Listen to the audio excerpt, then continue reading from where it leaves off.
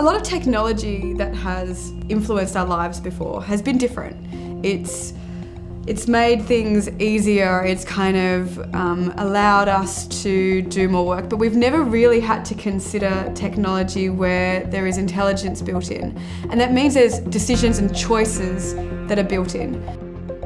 So the thing that we need to remember about AI is that AI is still built by humans. We need to build our own ethics and values into that technology that we're creating. And I think one of the big questions that we've got at the moment is, what are our values? And we need to have a global conversation with diverse stakeholders to actually go, what do we want? Do we want a society that believes in equality? Do we want a society that believes that we should look after the planet? Because if we don't all agree on that, and if different voices aren't heard in that regard, technologies such as AI are going to be programmed by the people who have the power at the moment.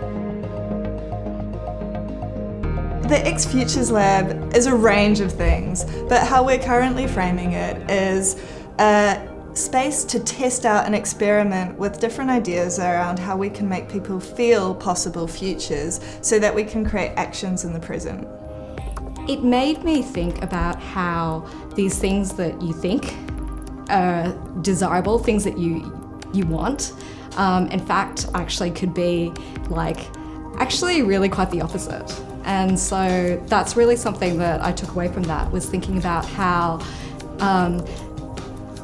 to really re-examine my goals, re-examine the things that we strive for, because in fact, they might not actually be what we want.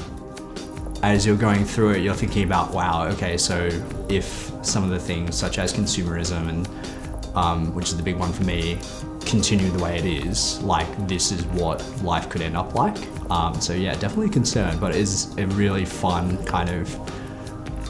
it's really fun in terms of the way that it's done and challenges the way that you're thinking about certain things. So.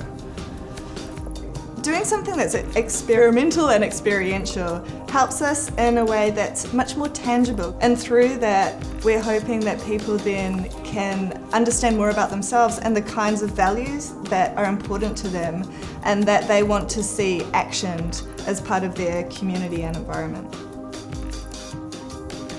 Thinking about the future is just thinking, it's conceptualizing, and bringing it to home for people what it's actually could be like.